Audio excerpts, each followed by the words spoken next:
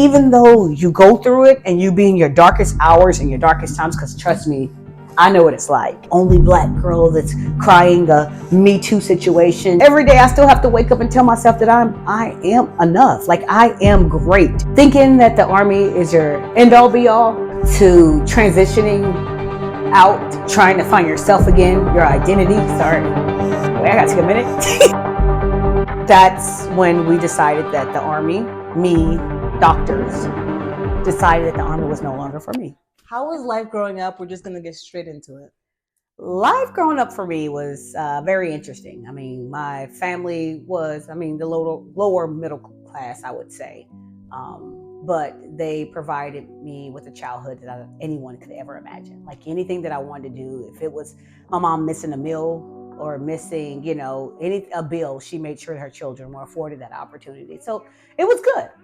And it didn't help that I was naturally born as a leader. I guess the moment that I can crawl, I was bossing around everyone in the house. I grew up in a massive family. I have about 14 great aunts and uncles, and every one of them had at least 5 children, which had at least 3 children. So when my great grandmother died, I think on the obituary we had over 175 cousins in general. So I'm very family oriented, and honestly, in the city of Charlotte, we didn't really need anyone but family. But in that process, growing up in church, being in front of, the congregation, singing, leading prayer, and all that good stuff, I think that's truly where I kind of harness my leadership style and ability, because they didn't care if you were afraid to speak in front of people. They put you out there. And after I was able to do that, it was just like I was a force to be reckoned with. Growing up was pretty good for me. I mean, any sport you can name, I was in it. Any population, background, demographic, I was in it. I could adapt pretty well with it. And then that kind of helped me, and it paved the way for me once I, went to college and joined the military and things like that. But childhood for me was overall pretty good. Do you think that you having a big family has anything to do with how, sociable you are and how well you communicate with others when it comes to real estate? I think me having a big family gives me this selfless sense of always giving and not looking for anything in return. Because the old school concept of taking a village to raise a child is truly what I grew up in. And my mother would literally give anything for anyone in our family just to make sure that they could see the next day. And she would go without, we would go without. And that selfless service and that dedication, just seeing her do it is something that she embedded in me without even trying. I inherently took that on. So I think that's where it comes to me being able to be sociable and understanding, because as a big family, you have different class systems within your family. You got the ones that are less fortunate. You got the ones that are relying on Section 8. And then you have the ones that are retired and living in a 6-bedroom house and comfortable. And seeing those different class systems within our family and understanding the dynamic and understanding how to turn it on and turn it off, depending on who you are around, is what makes me sociable within any crowd, I guess. It's crazy because I've known you for I'd say about 2 years now. I don't know why, but you just never really got that deep. That's why I was very interested in this interview, because I really want to get to know you on that level. And I feel like this is also going to help others who watch this video get to know you a little bit better, considering that you have accomplished a lot in life. I would say I accomplished a lot, but I've went through a lot, Yeah. And I would say that I try my best every day to put my best foot forward and not to look like what I've been through. But yeah. I'm thankful for God that I went through those things and went through any challenge that actually I had to deal with on my own. But yeah. What branch or job were you doing in the military, and why did you even join the military in the first place? That's the better question. That's the key question, right? Why did I join the military? So I'm going to be honest with you. I was not that person that wanted to be in the military. I literally laughed at people that was in ROTC in college because I thought it was just like a corny thing to do.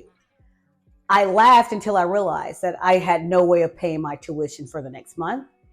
And that's when I realized that ROTC wasn't corny. It was probably the best investment I could have done in my life.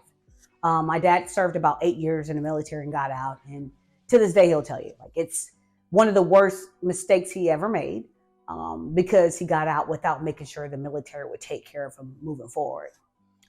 So when he told me to go in, he said, hey, join ROTC and see what it's like. So I go over to ROTC, and I'm not kidding you. I go over to them one day. I'm just like, hey, listen, my dad's not going to pay my tuition. We don't have money like that. Like, what do what can you guys provide? And the recruiter sat down and he just laid out literally a payroll sheet. He says, if you join today, you would get this amount of money once you join the military. And back in the day, getting about $4,000 a month was, starting out was a big deal, right? So I was like, okay, all right, sign me up. Like, where do I go? And he told me I had to go through a few tests to make sure I would qualify for, the ROTC program. Well, thanks to my family who invested in me as a child, putting me in every sport, making sure that I was physically active. I passed back in the day it was called the physical fitness test, but now it's a different name. Thanks to them, I took the test and actually maxed out in every category to where off back I was considered like high speed. So after that, I joined because literally I had no way of paying tuition. I was at A&T State University, one of the, I guess, most leading and important HBCUs in this day and age. Their campus is amazing. But yeah, that was where I attended, and it was like, hey, I knew for a fact that I couldn't go home because my mom told me if I drop out of school, I had nowhere to go, and she told me to figure it out. So me being the natural born leader, I had to figure it out, right? Joined ROTC, did it extremely well throughout the process, and then I commissioned in the United States Army. My first duty station was South Korea, where I was supposed to be there for a year, but I actually extended for 2.5 years because that place was probably one of the most profound, peaceful, places I could ever be in my life. Once I got to South Korea, even though the Army comes with the hustle and bustle and their own issues, that environment, that culture, it was just something that I had to embrace because it was nothing. It was nothing I've ever witnessed in my life. So I spent a few years over there. Undeniably the best place to be. Peaceful. I actually had a vehicle, a little hoopty. You buy them when you're in the military, and for the entire time that I was there, I literally kept my keys in my ignition and money in my car. And literally, if I was blocking anyone in anywhere, they would just move my car out the way and keep it moving. It was so peaceful. That gave me a different perspective of countries and culture and how the United States was lacking a lot to where, I wanted to stay for another year. I decided to stay overseas. So it is a tour in Hawaii, where I spent about 3.5 more years. But while I was there in Hawaii, I actually did a rotation back to South Korea, did a rotation to Afghanistan, and then of course, I had to come back to the States because the military wanted me to come back to the States. I was a human resource officer where honestly, I just dealt with a lot of issues with the soldiers, like pay issues, promotion issues, anything they needed. I was the manager over the shop, which is really cool because, again, I told you I was a born natural leader, so it was really easy for me to assess a situation, go in to figure out how to fix it, and keep it moving. At some point in my Army career, I transitioned from being human resource officer to general's aide and assistant and speechwriter and profile manager, which was pretty cool. It gave me a different perspective. It gave me a different perspective on the military. Actually created a different lens for me to look in. Why you transitioned out of the military. Okay, this one is going to be pretty heavy. Okay, you ready? Okay, wait, I'm nervous. How and why you transitioned out of the military? I know you wanted me to wait till this video before you tell me, so I'm actually pretty on my toes with this. As you should be. Yeah, for sure. So we're ready whenever you are. Okay, so the one thing I would tell you about my journey in the military is that I measured my success, in the military when I knew that it was time for me to venture out and do more things. When I knew for a fact the military no longer fulfilled me, because it was everything about the military for the first about 10 years. I truly enjoyed the camaraderie, the sportsmanship. It was more of an organization, and slowly as I was in it, we were slowly converting to a corporation to where no one had each other back anymore. And that was my opinion. I'm not saying that's how the military is, but that's how I felt. So I was already at that 10-year mark, and I always set myself up, and we'll talk about this, to where I knew for a fact I had to do something while I was in the military to make sure at that 10-year mark, if I wanted to stay in, I could. If I didn't want to stay in, I would, walk away. So at that 10-year mark, I was on the fence about if I wanted to stay in or not. And I decided to go on a deployment. Everyone's chasing deployments. You want a deployment, and I'm airborne air assault. That's uncommon for a female that's a human resource officer, and a black one at that. So I'm like, okay, I need a combat patch. Let me go. And I did. I won't disclose what unit I actually went with, but I'm going to tell you I went. And at that point, I was still riding the fence, but I'm like, all right, let me get this out the way just in case I want to stay in. So I have some cushion to say, yeah, I got the deployment under my belt. What's up, But while I was deployed, there was quite few things that happened to me, quite few things that I would never wish on my worst enemy. And it was enough for me to realize that I no longer wanted to be a part of an organization to where if we're left vulnerable, we would be taken advantage of. My last deployment, it literally made me feel as if I was no longer a part of this organization that I felt like we had each other back. Now, it was difficult dealing with some of the leadership, because I had toxic leadership, but you have toxic leadership, you have toxic, supervisors. That's just life. You're just going to have people that they're horrible at leadership. And you just have to respect that and understand exactly what you're dealing with. But being downrange and working with over 20 different countries on a regular basis, and then also different services, which is, when I say services, I'm talking about the Marines, the Air Force, the Navy. Throughout that process, I was literally sexually assaulted. That's the proper word nowadays, right? And I think the biggest part about that made me feel like I no longer wanted to be in the military is because I didn't know who actually assaulted me. So in that situation where I'm going to work, doing my best every day, excuse my language, you can bleep that out, and putting my best foot forward, giving my all. Now, mind you, I was already on the fence of actually staying in or getting out, but just going through that experience and then feeling vulnerable, feeling like I can't reach out to anyone because I didn't want to be the only black girl that's crying a Me Too situation to where now I have to deal with it, I just decided to keep quiet. And when I got back, I just realized it wasn't good for me. But I will say, once I got back and I actually disclosed what went on and what happened, the military took care of me. And not everybody gets that. I will tell you right now, there's a lot of women in the military right now that never get that service, never get the attention, the detail, making sure everything was good. Because I met a lot of them throughout our process. But yeah, that was the straw for me. That was the straw for me. And I appreciate my transition out, even though I don't like what happened. But the military was good to me. And I can't blame that one situation, that one idiot, that one person that just felt like they had to take advantage of me at my most vulnerable moment on the military. And I don't paint that as a picture, but it took a lot of therapy, for sure. It took a lot of therapy to actually get through it, to where when I see the military, I don't constantly associate, my situation with what happened.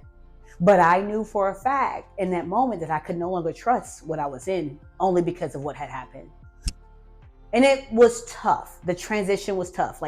Going from thinking that the Army is your end all be all to transitioning out, trying to find yourself again, your identity. Sorry. Wait, I gotta take a minute. Messing up your makeup. Yeah. Okay, you ready? Yes, I'm ready whenever you're ready. No rush. The transition itself was very difficult. Like I mentioned, it was just trying to find my identity again, because the one thing that I absolutely loved and I felt like I belonged and I felt like that was my life drastically changed in one night, one situation in a different country by a stranger. After about 2 years of working on myself, that's when we decided that the Army, doctors, decided that the Army was no longer for me. And I was okay with that. But they did put in the work and the time and the effort to make sure that I was ready to actually go. So that's why I transitioned from the military. There's a lot of women out there that can actually relate to that in male-dominated industries. I'm glad that they took care of you, because a lot of people don't always, get that. Yeah, they don't. opportunity. And I'm gonna tell you, I have friends. I've created a lot of like great, wonderful, brilliant women on my way out the door that shared similar situations or feelings or incidents. And to be honest with you, when I would hear their stories of their treatment, it was devastating. Yeah. Truly devastating to where I'm like, how can I go back in and fix this? Yeah. Even as a third party, like in essence, and I'm working on that. I won't spill my tea, Yeah. but I am working on figuring out how I can infiltrate that transition for women like me and men nowadays, because it happens. Exactly. How I can work on getting the help that they need to where they're getting that 5-star treatment on their way out the door. Because sometimes, depending on your rank, your situation, your unit, you're not getting it, and they don't care. Yeah, for sure. Well, thank you for sharing that with us. And to be fair, because I struggled with actually sharing it with you. Yeah. Even talking to my fiance, I'm like, should I not? He was like, first he's like, oh no, don't do that. And the other part of me is just like, he came back about 5 days later. He said, hey, whatever you feel like you need to do, I'll support it. But ultimately, it wasn't to be like, oh, look at me. It was more to let a lot of women know that even though you go through it and you be in your darkest hours and your darkest times, because trust me, I know what it's like. Trust me. And every day I still struggle. Every day I still have to wake up and tell myself that I am enough. Like I am great. And I have to continue to do that every day. Right. So I wanted to share with you and everyone else that even though you have your darkest moments, there is a light. You just have to work at it. And it doesn't stop after a year or after you felt like you talked to one therapist. I literally talked to 3 therapists on a monthly basis for different situations, for trauma, so I just wanted to at least express and share my challenges and struggles, because I don't put this on Facebook. I don't put, like, when you see me, you're like, oh, she's a badass, she's good or whatever. But yeah, like I had to come from a dark place. And it took about 2 years for me to get there, for sure. With that being said, when did you start real estate? So I started real estate for myself about 10 years ago. I wanted to make sure if I was ready to step away from the military after 10 years, I had a fall plan. I had investments in place. I had to be able to sustain my lifestyle until I figured out what I wanted to do next. So once a little birdie told me about the VA loan, I started buying. And every time I would PCS, I would buy again. No, it's a lie if someone tells you can't use your VA more than once. And it's a lie if someone tells you that you can't refi and reuse your VA, because I've done it several times. And that was by the grace of God, like literally through the military. So I was doing it for myself. And then recently I won't say recently at this point. We're talking about 5 years, maybe 6. I did a purchase. And it was by far the worst purchase I've ever had in my life, to where to this day, I'm still having issues with the house, but I would never sell it because the equity in it is insane. So the transaction went bad. The transaction itself didn't go bad, but the house, it had a lot of issues. And after that, me not knowing, I'm like, I want to get my real estate license because I'm going to make sure I know what I'm doing. At that point, I didn't realize real estate school was nothing but law. It doesn't teach you the ins and outs of real estate. You won't know if a house is broke. Like you literally would have to rely on a third party agency to ensure whatever house you're buying is in good condition. So that's why I got my real estate license, because I wanted to understand the process. But throughout that, I got my real estate license just for me to know. And I started helping people, and literally it just took off. Like started helping other people, and it was like, oh, and I realized, oh, I can make a living off of helping other people. And I truly enjoyed it. So I just said, why not? Let's do it. I will tell you, as a real estate agent, it was never about the money. It was about the fulfillment I got from helping others. But it becomes lucrative when you're doing it genuinely at the kindness of your heart to serve other people. And you reap the benefits, right? That's how I got into real estate. It was all because I wanted to make sure the next time I purchased, I knew what I was doing, and didn't realize that was just a waste of time. Same thing happened to me. Are you comfortable revealing how many properties you've gotten with a VA loan? Oh, for sure. So over the past 10 years, I've been able to purchase about at least 13 properties. And this is with VA loan? VA loan, which means I didn't pay anything to put down, maybe closing costs depending on the era. Oh, actually I didn't. I have never paid closing costs whatsoever. Yeah. And how did you go about not paying closing costs? Was that part of it? It was just the part. It was the market, and it was me understanding, even when I wasn't an agent, understanding what's going on in the market. If I understand it's more of a buyer's market, then I understand the leverage I have. But I was the one, I never went after that forever home because I knew for a fact that my forever home was going to be probably in my 50s, right? So I never went after the forever home. I always found the properties that were sitting on the market for like maybe 15 to 20 days or so back in the day when it did sit that long, right? That's how, I've been doing it for a while. I would do that. I would strategically look for those properties, look at it, look at the potential, see what I can do to fix it up, and I would purchase it. But purchase it literally for maybe $500 to $1,000, and that would be it. So that was my strategy, because when I started out, a really good friend of mine, who's not a real estate agent, he's not an investor, he just had a really good background and foundation because his mom and dad had been in real estate for so long. He told me, never buy a house based off of what you want, like your forever home, because you're not going to be in it until you're ready. Yeah. So that was my strategy, and ever since then, it has actually worked out for me. The key is, when it comes to purchasing VA, is that, everyone knows we all have a certain amount of eligibility, right? And I want to put the fixed number because it could change next year. But when you do max it out, you just refinance every house that you have on the VA to conventional. That may require a little cash, but in essence, if you've been sitting on the house for a while, you could just take equity out of the house to pay the cash to refi. And you'll be perfectly fine. And once you actually refi to conventional, then you free up that eligibility to where you can buy again. And it's been a concept that worked for me. What are some final words for those who are still a little bit hesitant to use their VA loan? Where do they start, and how do they go about this? So for folks that are very hesitant to use their VA loan, my number one thing is, why pay someone else for something that you can actually pay yourself at the most cheapest rate that this country could ever offer? There's nobody else in this country that can say that they spent $1,500 to purchase a home. It doesn't make sense. So if they want to start, of course, contact me. 580 credit score or higher is all you need. And if any of the lender tells you don't need it, contact me. Okay. 580 credit score, that's all you need. Perfect. Well, that's good to know. Well, thank you for letting us know. You are the queen of buying houses with VA loans. So I'm so glad that we got to touch on that. One of the queens. Yeah. Look, here I go. I'm like, one of them. Yeah, you did start real estate, you said, about 10 years ago. Mm-hmm. So we just spoke about everything that happened in those past 10 years. So now we want to all know what you're doing now. What are your accomplishments? What do you want us to know about you? I'm selling, buying, investing. And I'm actually trying to give back and put more emphasis on agents that come below me. I don't want to be a gatekeeper.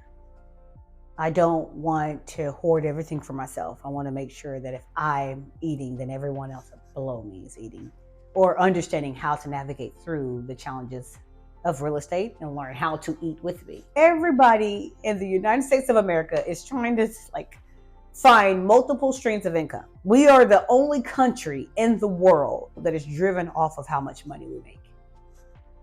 So yes, we're always trying to find multiple streams of income, trying to help my agents, and literally just building a platform. I'm a naturally born leader. I agree with that. When I first met LR, I was very impressed. I was like, wow, I was inspired by her, and I was secretly looking up to her. Oh. So she's definitely someone that is, my go-to person. And anytime somebody asks me about anything that I don't have the answer to, she's one of the people that I tell them to go to. Mm-hmm. So do you have any final words for us? For new real estate agents, and I kid you not, don't believe the hype. Go where you're realizing leadership is actually investing into their agents, where you're seeing agents thrive. Do not go to an organization where the leadership is the only individual that's thriving. Because in essence, you're going to fall into fees and just trying to figure out what they're doing instead of actually people investing into you. You guys can find me at LR Graham or Sold by LR Graham, or on Instagram and TikTok. Thank you, LR, for coming today. This was definitely eye-opening for me, and I'm sure those who are watching as well. If you have anything else to add, we are all done. All right, gang gang. Thank you.